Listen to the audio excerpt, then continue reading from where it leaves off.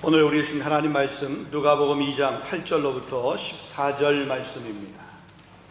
누가복음 2장 8절로부터 14절 말씀 봉독하겠습니다. 그 지역의 목자들이 밤에 밖에서 자기 양떼를 지키더니 주의 사자가 곁에 서고 주의 영광이 그들을 두루 비침에 크게 무서워하는지라. 천사가 이르되 무서워하지 말라. 보라, 내가 온 백성에게 미칠 큰 기쁨의 좋은 소식을 너희에게 전하노라. 오늘 다윗의 동네에 너희를 위하여 구주가 나셨으니 곧 그리스도 주시니라. 너희가 가서 강보에 쌓여 구유에 누워있는 아기를 보리니 이것이 너희에게 표적이니라 하더니, 호련히 수많은 천군이 천사와 함께 하나님을 찬송하여 이르되, 지극히 높은 곳에서는 하나님께 영광이요 땅에서는 하나님이 기뻐하신 사람들 중에 평화로다 하니라. 아멘. 봉독한 말씀에 큰 은혜가 될 줄로 믿습니다. 오늘 봉독한 말씀을 통해서 하늘에는 영광, 땅에는 평화라고 하는 그런 제목으로 말씀을 나누겠습니다. 오늘 우리 2000년 전 하늘 영광을 버리시고 이 땅에 평화의 왕으로 오신 예수님의 탄생을 축하하는 귀한 날, 우리 성탄절입니다. 이 성탄절은 기독교의 절기 중에서 최대의 절기이고 모든 인류가 함께 즐거워하고 기뻐하는 최고의 날입니다. 올해는 이 코로나로 말미암아 여러 가지 힘들고 어려운 시간들을 우리가 보냈지만, 그럼에도 불구하고 이 성탄절을 맞게 하시고, 또 이 성탄절은 모두에게 소망이고 기쁨에 드는 그런 날임에 분명합니다. 여러분, 누구나 이 세상에 태어나게 된 데에는 저마다의 상황이 있고 히스토리가 있습니다. 우연히 혹은 실수로 태어난 것이 아니라 계획과 섭리 가운데 우리가 태어나게 됩니다. 모든 사람이 똑같은 환경에서 태어나는 것은 아니라 각기 다른 환경에서 자기만의 그런 이야기를 가지고 이 세상에 태어나게 됩니다. 이스라엘의 왕으로 오신 아기 예수님, 그 예수님의 탄생도 역시 마찬가지였습니다. 이스라엘의 왕으로 오신 이 예수님, 왕의 탄생이라고 말하기에는 그의 출생의 히스토리가 그렇게 놀랍거나 혹은 일반적이지 않습니다. 그의 출생의 장소는 우리가 잘 아는 것처럼 초라하기 그지없는 그런 곳입니다. 왕실의 화려하고 따뜻한 장소가 아니라 저 가난한 동네 베들레헴의 마구간이었습니다. 탄생하여 처음 누운 곳은 왕실의 요람이 아니라 마구간의 말구유였습니다. 예수님의 부모인 요셉과 마리아는 베들레헴이 실제 자기들의 고향이지만 지금 그들이 거주하고 있는 것은 저 나사렛에서 거주하고 있었습니다. 만삭의 몸이 되었던 이 마리아, 그 만삭의 몸을 이끌고 왜 이 나사렛에서 베들레헴이라고 하는 그곳까지 가야만 됐을까요? 그 힘든 그 걸음, 그 힘든 거리를 왜 만삭의 몸을 이끌고, 요즘이야 자동차로 이렇게 이동을 하게 되면 만삭이든 아니든 상관없이 편안하게 이주할 수 있지만, 그 당시는 결코 그렇게 쉽게 움직일 수 있는 상황, 환경이 아니었습니다. 그럼에도 불구하고 그 먼 거리, 그 힘든 고난의 그 시간, 그 거리를 왜 가야만 했을까요? 오늘 읽지 않았습니다만 본문 1절 말씀에 보면 그것을 새성경 번역으로 제가 읽어드리겠습니다. 그때 아우구스투스 황제가 칙령을 내려 온 세계가 호적 등록을 하게 하였는데 그랬습니다. 그 당시에 황제였던 아우구스투스 황제입니다. 그가 자기의 통치의 영역을 견고하게 하기 위해서 호적 등록을 하게 했습니다. 요즘으로 말하면 인구조사를 하게 된 것입니다. 여러분, 사무엘하 24장 말씀에 보게 되면 다윗이 인구조사를 한 내용이 기록이 되어 있습니다. 다윗이 인구조사를 한 것은 하나님이 지켜주셔야 나라가 안정이 되고 왕위가 견고하게 되는데 다윗이 교만했습니다. 그래서 자기 스스로 자기가 그 나라를 잘 통치해서 그만큼 다스려진 것처럼 생각을 했습니다. 그래서 자기 힘으로 나라가 안정이 된 것처럼 생각을 해서 자기 힘을 드러내려고, 자기의 강함을 나타내려고 스스로 자기가 강하다라고 하는, 강한 왕이라고 하는 것을 보여주기 위해서 인구조사 명령을 하게 된 것입니다. 그 당시 인구조사는 어린아이부터 시작해서 노인에 이르기까지 그렇게 인구조사를 다 계수하는 것이 아닙니다. 그 당시 인구조사는 전쟁에 나가서 싸울 수 있는 그런 군사로서의 숫자, 이거를 조사하는 것입니다. 다윗의 군대 장관인 요압입니다. 이 요압이 인구조사하는 것을 하나님이 기뻐하지 않는 일이니까 하지 말라고 왕에게 간청을 했지만, 이 다윗은 그것을 돌이키지 않고 무시하고 인구조사를 강행하게 됩니다. 그래서 10개월, 약 9개월 20일에 걸쳐서 인구조사를 해서 그 전쟁에 나가 싸울 수 있는 군사의 숫자, 그 인구의 숫자를 계수해 보니까 130만 명이 되었습니다. 그것을 보고받았습니다. 여러분 한번 생각을 해보세요. 자기의 통치에 그 힘을 과시하고 자기를 드러내기 위해서 인구조사하라고 해서 전쟁에 나가 싸울 수 있는 군사가 130만 명이나 되었다. 그것을 보고받은 다윗이 어땠겠습니까? 의기양양하고 또 교만이 하늘을 찌를 정도가 되지 않았을까요? 그런데 이 인구조사의 결과가 어떻게 되었습니까? 전쟁을 위한 군사를 계수했다가 하나님의 심판을 받았습니다. 세 가지의 그 심판의 그 항목 중에서 하나를 선택을 하라고 했는데 3일 동안, 사흘 동안 전염병이 걸리는 것이 그나마 피해가 적겠다라고 하는 그것을 선택을 했는데 3일 만에, 사흘 만에 여러분 7만 명이 죽임을 당했습니다. 다윗의 교만함, 자기의 힘을 드러내려고 했던 그 인구조사의 결과가 무고한 백성들 7만 명을 죽이는 그런 죄를 범하게 된 것입니다. 여러분, 이처럼 인구조사라고 하는 것은 그냥 자신의 통치의 힘을 자랑하려고 하는 것입니다. 그러게 지금 이 아우구스투스 황제가 인구조사를 하려고 하는 것은, 이 호적을 등록하라고 하는 것은 그도 자기의 그 힘을 자랑하고 그것을 나타내려고 하는 그런 모습이었습니다. 자, 그러니까 이 아우구스투스 황제의 이 명령을 지금 거역할 수 있는 사람은 아무도 없습니다. 만약에 이 호적을 등록하기 위해서 가도 되고 안 가도 되고, 만약에 그렇게 되어진 상황이었다라고 그러면 마리아가 그 멀리에서 이곳 베들레헴까지 오지 않았을 것입니다. 만삭의 몸을 이끌고 그 힘든 걸음을 안 해도 됐을 것이에요. 그런데 거부할 수 없는 왕의 그 통치에 힘을 가지고 있었기 때문에 그 명령에 순종할 수밖에 없었습니다. 자, 그렇게 호적하러 베들레헴에 왔다가 거기서 마리아가 출산하게 되었고 예수님이 그 베들레헴에서 탄생하게 되었습니다. 근데 여러분, 놀라운 것은 하나님께서 이 일반 역사 가운데, 일반 역사의 그 통치자들의 그 통치의 그 권력 가운데도 하나님께서 하나님의 섭리대로 이끄신다라고 하는 것을 분명히 알 수 있습니다. 만약에 그 호적 정리하라고 하는 명령이 안 내려졌으면 아마 요셉과 마리아는 저 갈릴리 나사렛에서 계속해서 있었을 것입니다. 그러면 미가 선지자가 예언하고 이사야 선지자가 예언했던 저 베들레헴에서 메시아이신 예수 그리스도의 탄생이라고 하는 것은 없었을 거예요. 그 미가 선지자, 이사야 선지자 예언이 틀렸을 거예요.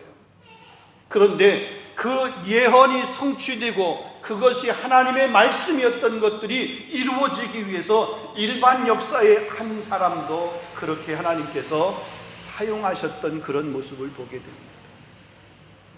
세상 사람도 하나님의 도구로 하나님의 일을 위해서 그런 일로 사용하는데 하나님의 백성된 저와 여러분의 삶과 인생 가운데 하나님이 개입하시지 않겠냐 말이에요.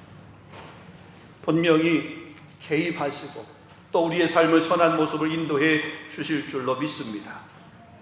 자, 그럼 이렇게 탄생하신 예수님의 소식을 누가 목자들에게 알리는 역할을 했습니까?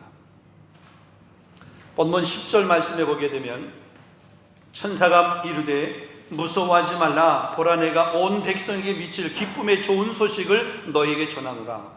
오늘 다윗의 동네에 너희를 위하여 구주가 나셨으니 곧 그리스도 주시니라. 그리고 본문 13절 14절 말씀에도 보면 호련히 수많은 천군이 그 천사와 함께 하나님을 찬송하여 이르되 지극히 높은 곳에서는 하나님께 영광이요 땅에서는 하나님의 기뻐하신 사람들 중에 평화로다 그랬습니다. 자, 여기 보면 천사가 이르되 수많은 천군이 그 천사와 함께 그랬습니다. 예수님의 탄생의 소식을 목자들에게 알려준 존재는 천사들입니다. 하늘의 군대와 같은 이 천상의 존재들이 목자들에게 메시아이신 예수 그리스도가 탄생하신 것을 알려주었습니다. 그 예수님의 탄생의 소식이 기쁜 소식이라는 것입니다. 예수님의 탄생으로 말미암아 일어나는 그 부수적인 그 일 때문에 기쁜 것이 아니라 우리가 성탄절을 이렇게 지키면서 성탄절의 선물을 주고받는 그 선물 때문에 그 성탄절이 기쁜 것이 아니라 직장에서 일하는 사람들이 직장으로부터 보너스를 받는, 상여금을 받는 그런 것들 때문에 성탄이 기쁘고 즐거운 것이 아니라 그저 이 성탄이 하루 쉬는 날 페리의 공휴일이어서 휴일이어서 그것 때문에 이 성탄이 기쁜 날이 아니라 인간을 억누르고 있던 죄와 사망에서 벗어날 수 있는 그런 길이 열렸기 때문에 이 성탄이 기쁜 날이고 예수님의 탄생이 기쁨의 좋은 소식이라고 하는 사실입니다. 여러분, 마태복음 1장 21절 말씀에 보면 아들을 낳으니 그 이름을 예수라 하라. 이는 그가 자기 백성을 저희 죄에서 구원할 자이심이라 하시니라 그랬습니다. 예수님께서 이 땅에 오신 목적, 우리들을 죄에서 구원하시기 위해서입니다. 여러분, 인간은 죄 때문에 하나님과의 관계가 끊어졌습니다. 이 죄 때문에 죽음의 두려움과 공포에 시달리게 되어 있었습니다. 모든 사람이 죄를 범하였음에 하나님의 영광이 이르지 못하더니 로마서 3장 23절입니다. 의인은 없나니 하나도 없다. 하나님을 찾는 자도 없다. 로마서 3장 10절 말씀입니다. 에베소서 말씀 보면은 세상의 풍조를 따르고 공중 권세를 잡는 자를 따라 살았다고 그랬습니다. 육체의 욕심을 따라 살고 마음이 원하는 대로 살아가는 본질상 진노의 자녀였다. 그렇게 성경은 우리에게 말씀하고 있습니다. 죄의 종노릇을 했던 그런 사람이다.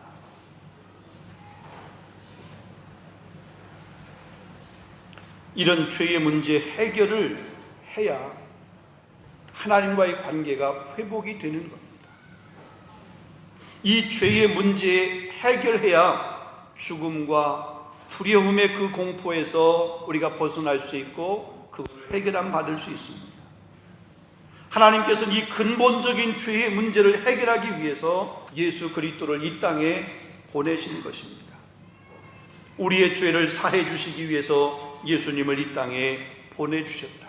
그래서 그분이 오신 것이고 그분이 오심으로 말미암아 우리의 죄의 문제가 해결된 거예요.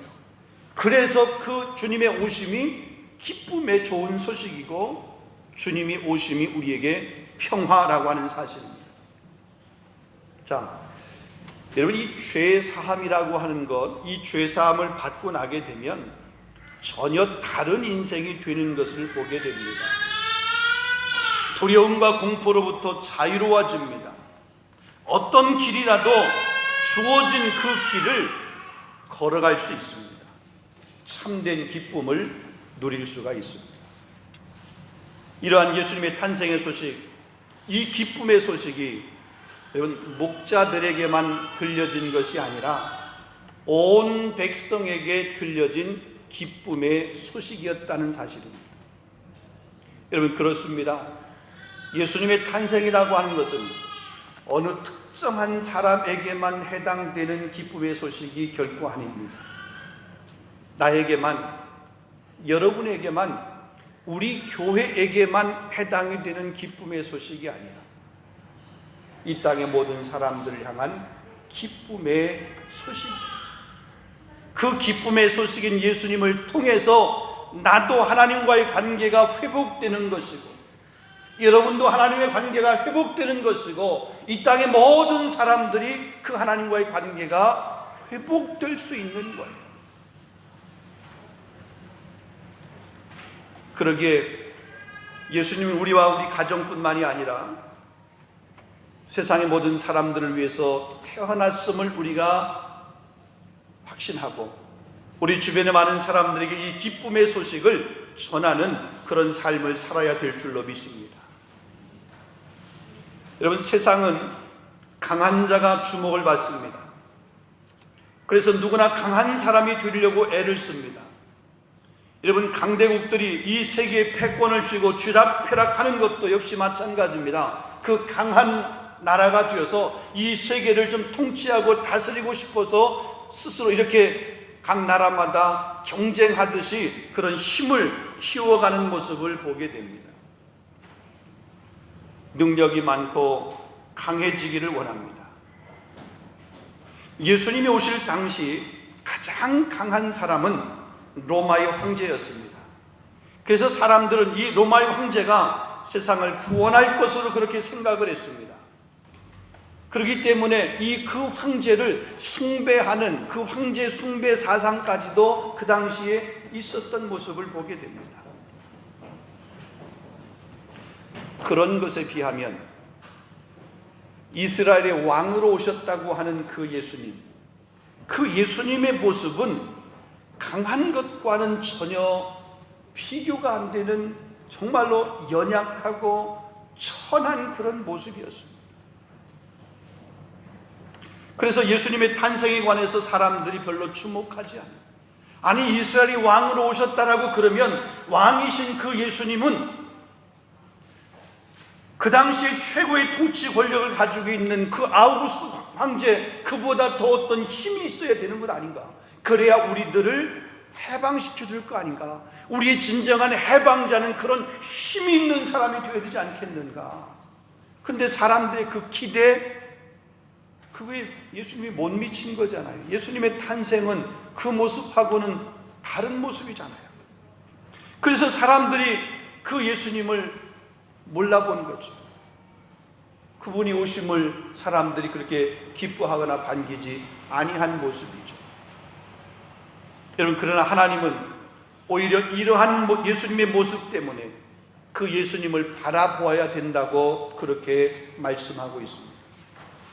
때로 약한 자를 들어서 강한 자를 부끄럽게 하시는 그 하나님의 은혜를 보여주시기 위해서 약한 자의 모습으로, 누추한 자의 모습으로, 비천한 자의 모습으로 예수님께서 이 땅에 오셨다라고 하는 사실이에요. 여러분 무기가 이기고 힘이 이기는 것이 아니라 사랑이 이기는 줄로 믿습니다. 그래서 예수님은 그 사랑의 본체로, 사랑의 그 본체로 우리에게 오십니다. 또 한 가지 생각해 볼 것은 예수님을 세운 사람과 황제를 세운 사람은 차이가 있습니다. 세상의 황제는 사람에 의해서 세워집니다. 자신의 혈통이나 힘과 권세를 얻고, 힘의 권세를 얻고 황제의 자리를 차지하게 됩니다. 그런데 예수님은 사람에 의해서 세워진 것이 아니고 사람으로부터 온 것도 아닙니다. 사람에 의해서 세워진 이스라엘의 왕이 아닙니다. 예수님께서 이 땅에 오신 것, 이스라엘의 왕으로 오신 그것은 사람에 의해 세워진 왕이 아니라 하나님께서 보내신 왕입니다. 할렐루야. 세상의 권력자들이 그들의 힘을 사용하는 것과 예수님이 가지고 계신 그 권세와 그 힘을 사용하는 것은 다르다는 얘기예요. 그러니까 세상의 권력과 세상의 힘의 방식으로 통치받는 것이 아니라 예수님의 권세 아래, 예수님의 그 사랑 안에, 예수님의 그 통치 권세 아래 우리가 다스림을 받는 그런 자가 되어야 된다. 자, 이렇게 오신 예수님, 이렇게 오신 예수님이 하나님에게는 영광이 되고 우리에게는 평화가 된다는 사실을 오늘 본문이 우리에게 말씀하고 있습니다. 예수님의 오심으로 하나님께서 구원하시려고 하셨던 하나님의 그 구원 계획이 그 예수 그리스도로 말미암아 이루어지기 때문에 그것이 하나님께 영광이 되는 것이에요. 또 예수님께서 그 오심이 우리에게 기쁨의 소식이 되고 그것이 우리에게 평화가 되는 것은 예수님께서 우리에게 오셔서 하나님과 우리 사이에 단절되었던 관계가 회복되기 때문에 그것이 평화가 된다는 거예요. 그러니까 1차적인 평화는 뭐예요?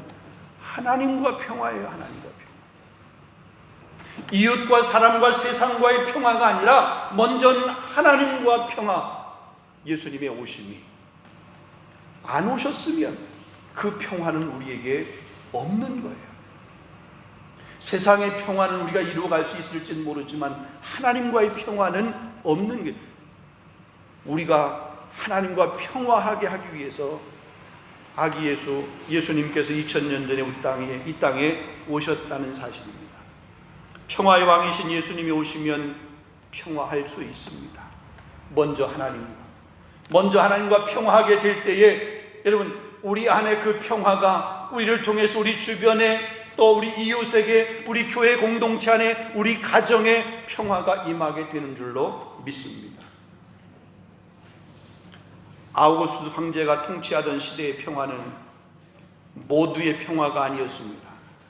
단지 로마 시민권을 가지고 있는 사람들, 그들만이 누릴 수 있는 평화였습니다. 그들의 사치스러운 삶을 위한 평화였습니다. 그들의 평화를 위해서 대다수의 많은 사람들은 희생을 당해야만 했습니다. 그러나 예수님의 그 평화는 다른 사람을 희생하는 평화가 아니라 다른 사람을 위해서 나를 희생하라고 하는 그런 평화입니다. 예수님께서 우리를 위해서 당신을 희생하셔서 우리에게 평화를 선물로 주신 거예요. 그 당시의 평화는 일정한 사람들, 자기들만을 위한 평화. 예수님의 평화는 다른 사람을 위한, 이웃을 위한 평화. 여러분, 성탄의 귀한 날을 우리가 맞이했습니다. 예수님께서 이 땅에 오심이 기쁨의 좋은 소식이라고 하는 것은 그 예수님께서 이 땅에 오심으로 하나님께서 우리를 구원하시려고 하신 하나님의 구원이 이루어지는 것이기에 하나님께는 영광이 된 것이에요. 우리는 오신 그 예수님을 통해서 하나님과 단절되었던 관계가 회복되니까 평화가 되는 것이고, 우리에게 평화를 주시기 위해서 오신 예수님은 자기를 희생하여서 우리에게 오셨기에 평화의 예수님을 모시고 있는 저와 여러분의 삶도 누군가를 위해서 희생하는 그런 희생의 삶이 있어야 될 줄로 믿습니다. 그것이 진정한 성탄의 의미요, 그것이 하나님께는 영광을 돌리며 이 땅의 사람들에게 평화를 심을 수 있는 그런 믿음의 백성의 삶이라고 믿습니다. 오늘 저와 여러분 가운데, 우리 교회 가운데, 오늘 영상을 통해서 온라인으로 이 예배 함께하는 우리 귀한 성도들 가운데 이 평화의 기쁜 소식, 예수님의 탄생의 그 기쁜 소식이 모두에게 가득하기를 주님의 이름으로 축원합니다. 기도하겠습니다. 거룩하신 하나님 아버지, 참 감사합니다. 2000년 전에 평화의 왕으로 이 땅에 오신 예수님의 탄생의 모습은 지극히 겸손한 모습이었고 때로 비천한 모습이었습니다. 그러나 그 모습이 세상을 살렸고 온 인류를 구원하였고 우리를 구원하는 그런 놀라운 하나님의 역사를 이루는 그런 일이었습니다.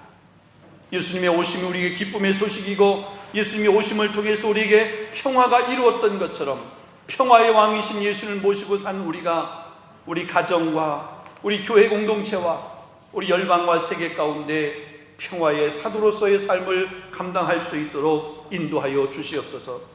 특별히 2020년도 6월 한 해 동안 코로나로 힘들고 어려운 시간을 우리가 보냈는데 우리 주변을 돌아보면서 우리가 예수님의 사랑과 그 예수님의 평화를 실천할 수 있는 그런 은혜의 마음들, 또 다가오는 새해를 우리가 맞이하면서 이 평화의 삶들을 계속해서 이어갈 수 있는 우리 3일의 귀한 권속들 다 될 수 있도록 인도하여 주시옵소서.